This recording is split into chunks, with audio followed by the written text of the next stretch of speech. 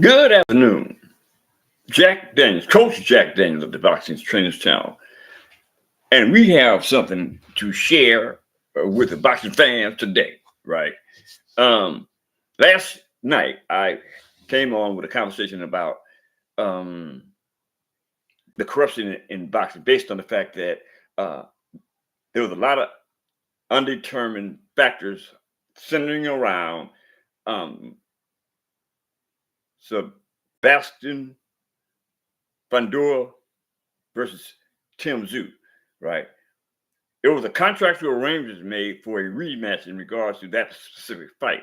But after the fight, who um, Sebastian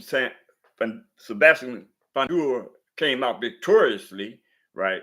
There was a lot of conversation about who was he to fight next, and somehow Chance Bud Crawford came up in the conversation. In fact, he went to the WBO and petitioned for that particular fight. But no, not but, and the WBO ordered that fight to be had by Sebastian FUNDORA and Bud Crawford. But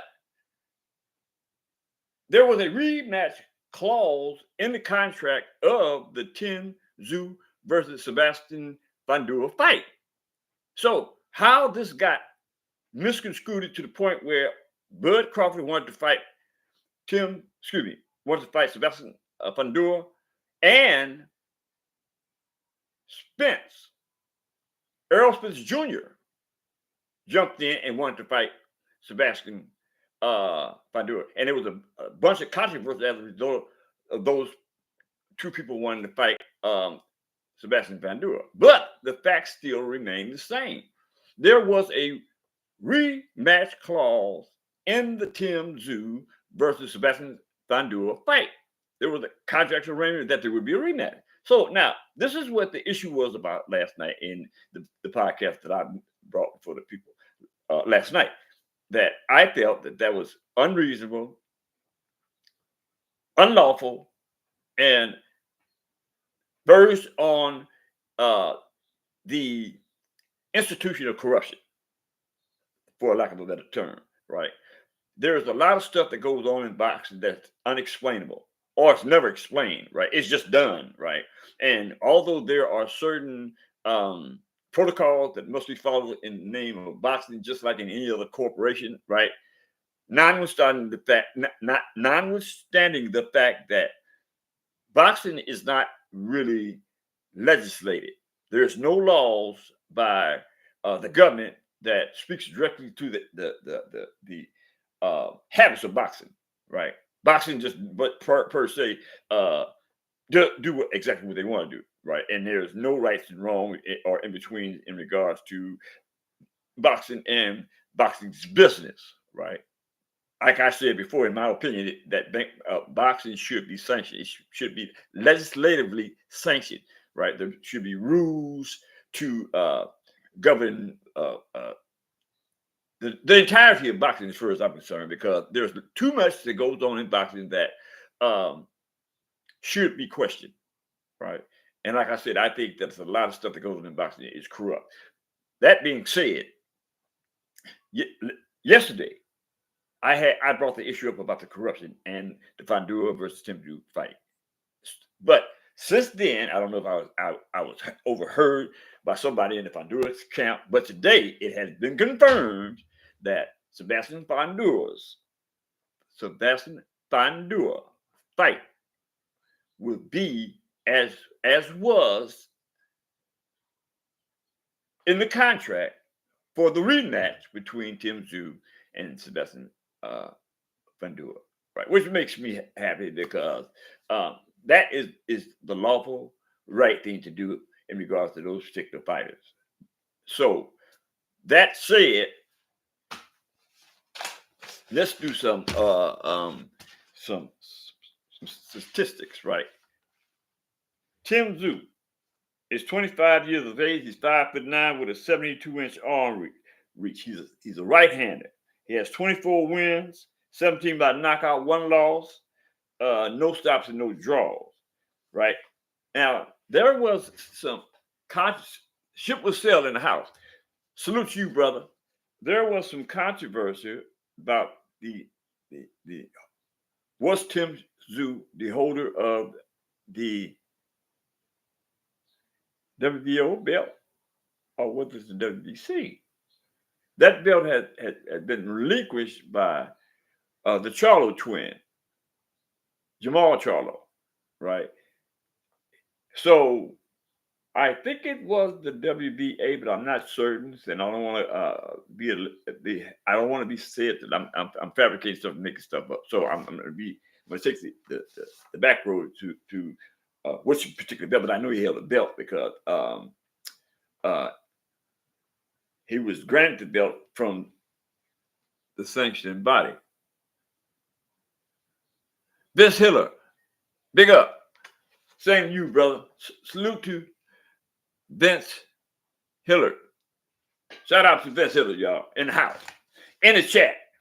So, I'm not certain which belt it was, but I'm certain that there was a belt up for grabs, and that was the WBC, another belt that had been forfeited by the Charlo twin, Jamal Charlo, right?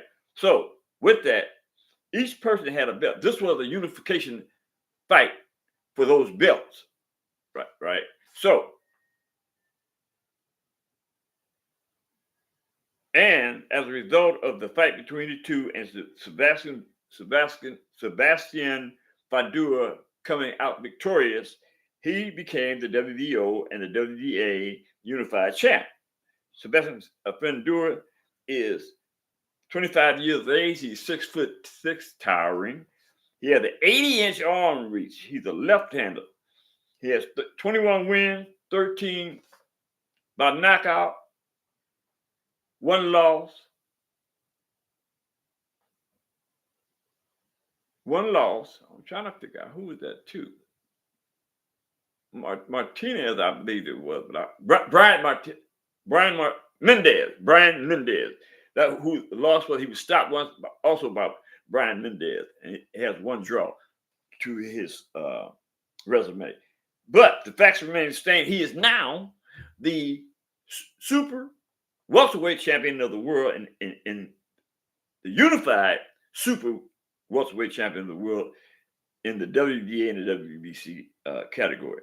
Now, what is interesting about this? After I did the podcast last night, it came out today, and it was confirmed that promotional team SAMPSON LEWKOWICZ announced that the fight would be made between TSZYU and Sebastian Fundora per the rematch clause that was in the contract.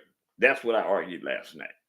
We shouldn't have had that conversation last night because the contract speaks for itself. The rematch clause was in the contract for the loser to be in a position where he could press the winner for the rematch based on the rematch clause. That's simple mathematics. This is why I get a little upset when they start talking outside the scope of the contract and they start talking about Bud Crawford. Crawford wants to fight Fundora, and Earl Spence wants to fight Fundora. I mean, that's fine and dandy. After he fulfills his obligation to the contractual arrangement that was made before the fight took place, right? That contract is in place. It is a legal instrument that can't be avoided or overlooked based on the politics involved in boxing. And that's what I'm talking about. We have a lot of that in boxing. And that kind of, like I said, that kind of annoys me. Shout out to Tone Dog 77. Tone Dog 77. What's with it, brother?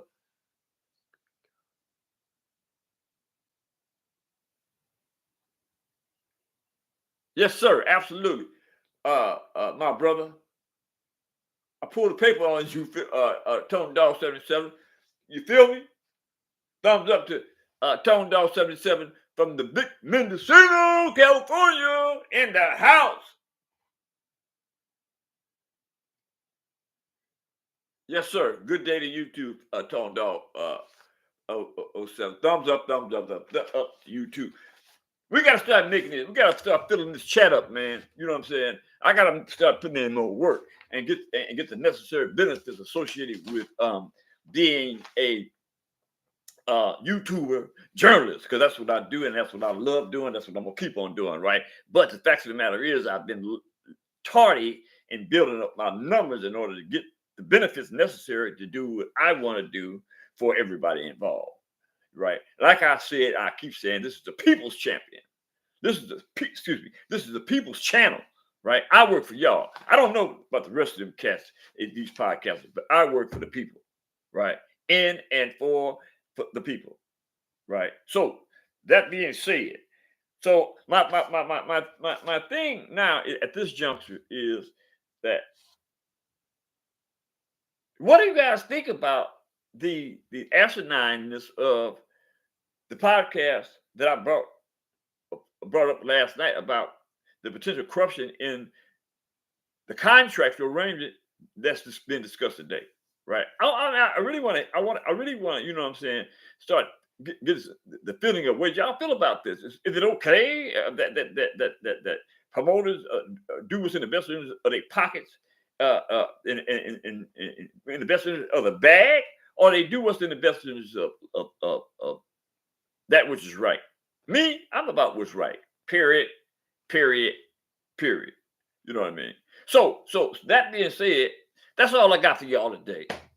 Hit the subscription button, share my videos with your friends and relatives, and drop a comment in this comment section and tell me what y'all think about how boxing is being ran and whether you think it's corrupt. That's being said. Peace out. We're going back today.